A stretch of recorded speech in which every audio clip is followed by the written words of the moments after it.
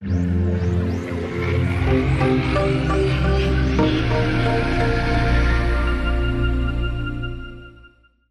and welcome to the first Prince of Persia development diary, direct here from Ubisoft Montreal.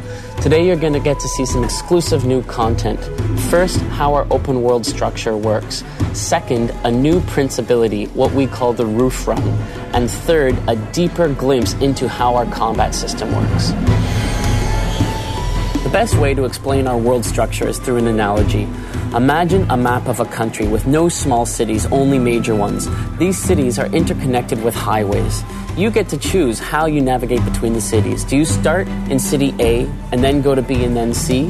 Or do you start in B and then C and then back to A? It's all up to you. Of course, in order to navigate this world, you'll need to use the Prince's acrobatic abilities. Some of these you're familiar with, the runs, the jumps, the wall runs. Some of them you haven't yet seen.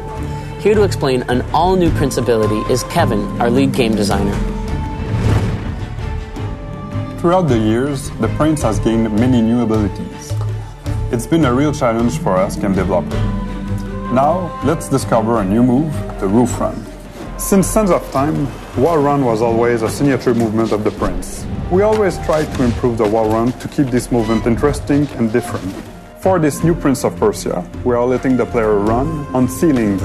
He can use the rings to launch himself at greater distance.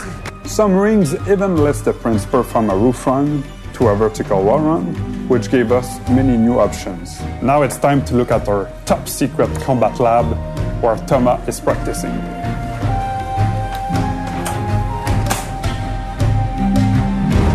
Hello there. We wanted to bring the fight in Prince of Persia to a whole new level, so we designed a whole new system.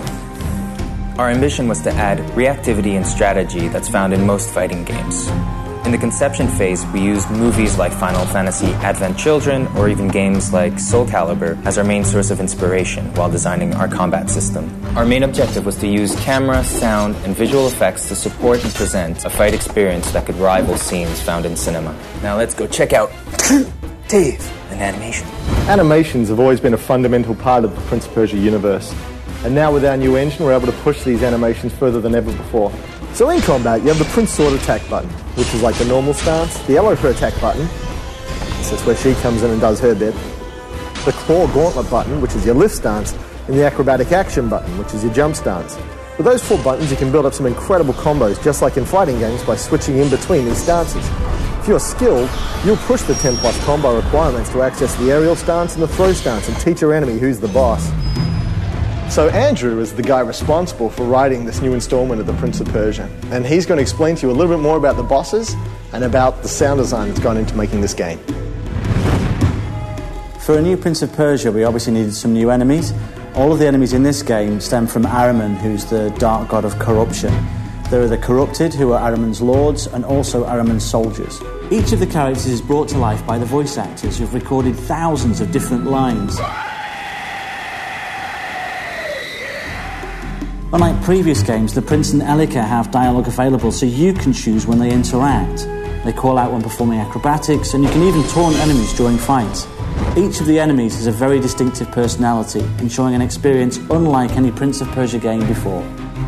I hope you enjoyed this little tour of the studio and getting a chance to meet some of the development team members. Stay tuned for the next Prince of Persia development diary, where we'll have even more exclusive content for you.